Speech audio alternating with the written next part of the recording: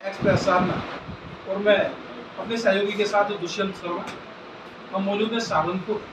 और सहारनपुर में एक ऐसी शख्सियत जो समाज सेवी के रूप में पूरे सहारनपुर में ही नहीं बल्कि पश्चिमी उत्तर प्रदेश में पूरी फेमस है, या यूँ कहें कि एक वरिष्ठ भाजपा नेता आदरणीय श्री गोविंद शर्मा जी। तो उनसे आज बात करेंगे कि 2024 का ये लोकसभा चुनाव किस प्रकार चल रहा है और क्या स्थिति है इस चुनाव की। गोविंद साहब नमस्कार। नमस्कार। एक्सप्रेस साधना में आपका स्वागत है। धन्यवाद। सर, 2024 के इस लोकसभा चुनाव को कैसे देख रहे हैं? देखिए, 2024 का चुनाव सामान्य चुनाव नहीं। चुनाव तो वैसे हर 5 वर्ष बाद आते हैं, आएंगे लोकतंत्र में, लेकिन जो इस बार का चुनाव है वो वास्तव में दो विचारधाराओं के बीच का चुनाव है। और वो विचारधारा कौन सी है? वो विचारधारा है सर्वे भवन्तु सुखिनः, सर्वे सन्तु निरामयाः, सर्वे भद्राणि पश्यन्तु मा कश्चित् दुःखभाग् भवेत्। धर्म की जय हो, धर्म का नाश हो, प्राणियों में सद्भावना हो, विश्व का कल्याण हो। मानवतावादी विचारधारा, हर गरीब का कल्याण हो, हर उस व्यक्ति का कल्याण हो जो अंतिम पायदान पर गांव के अंदर खड़ा हुआ है, उसका कल्याण हो, उसका भला हो। एक ये विचारधारा है। और ये विचारधारा किसकी है?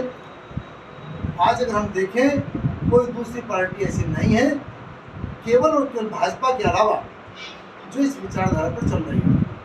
चूंकि आपने अभी देखा कि जो लोग प्रदेश के अंदर गुंडा, मवाली, आतंकवादी, इस प्रकार के लोग हैं, वो दूसरी पार्टियां जाकर के उनकी कब्र पर, उनकी मैयत पर पहुंच रहे हैं, उनकी कब्रों पर फूल चढ़ा रहे हैं, उनके सामने नतमस्तक हैं।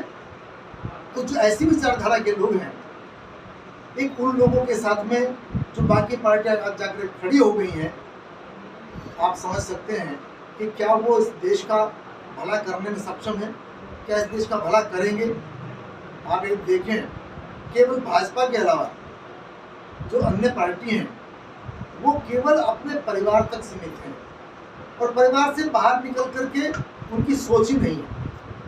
10-10, 15-15 लोग एक ही परिवार के राजनीति के अंदर हैं, सांसद हैं, विधायक हैं।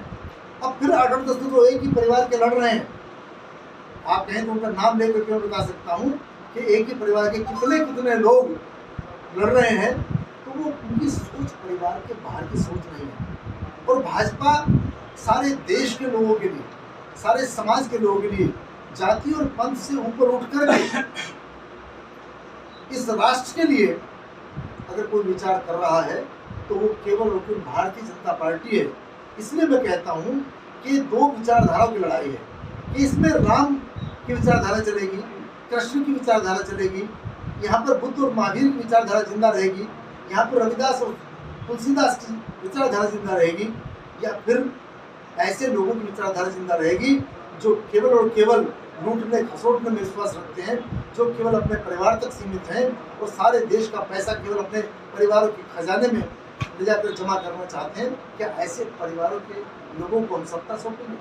तो ये आज विचारधारा की लड़ाई है कि हम कौन सी विचारधारा पर चलेंगे। हम सत्य की तरफ चलेंगे या असत्य की तरफ चलेंगे?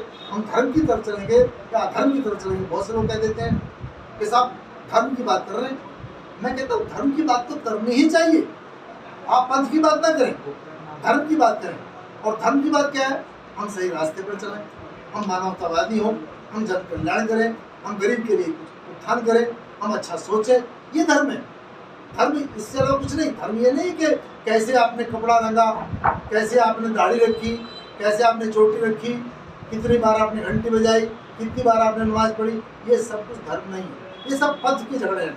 और हमारा केवल विश्वास है कि ये समाज हमारा और हमारी भारतीय जनता पार्टी इन सबको सोचती है और इस देश को वास्तव में एक अच्छे रास्ते पर लेना चाहती है, जहाँ पर सबका विश्वास हो, सबका विकास हो, सबका साथ हो, सबका प्रयास हो। मोदी जी का भी यही नारा है। तो जब मोदी जी का ये नारा है तो हम लोग को भी सोचने के लिए बाध्य होना पड़ता है कि केवल और केवल भारतीय जनता पार्टी ही एक ऐसी पार्टी है जिसके साथ हमें सबको खड़ा होना चाहिए। कांग्रेस का आरोप है कि भाजपा ध्रुवीकरण की और तुष्टीकरण की राजनीति करती है। कहाँ तक सहमत है? क्या देखिए, मैं कांग्रेस के इस आरोप को सरासर गलत मानता हूँ। सर, कारण क्या है? जो ये लोग कहते हैं कि भाजपा तुष्टीकरण की या सांप्रदायिकता की बात करती है, पहली बात तो उन्हें पता नहीं कि हम किसी एक संप्रदाय के साथ खड़े नहीं होते। चूंकि हम ये कहते हैं कि या शैवा समुपास्ते शिवेति ब्रह्मेति वेदांत ने बौद्धा बुद्धिति प्रमाण पटवे करते नैयायिका अर्हण्यत जैन शासन होता कर्मेति मीमांसका स्वयं नो विद्यातु वांछित फलम त्रिलोक के नाथ हरि। हम कहाँ संप्रदाय हैं?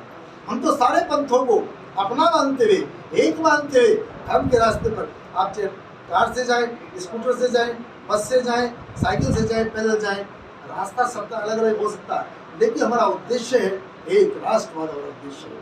हम इसलिए राष्ट्रवाद के साथ में जो लोग खड़े हैं, जो राष्ट्रवाद की बात करते हैं, जो धर्म की बात करते हैं, पंथ की नहीं। पंथ तो एक सीमित चीज है, पंथ भी कोई बुरी बात नहीं होती है।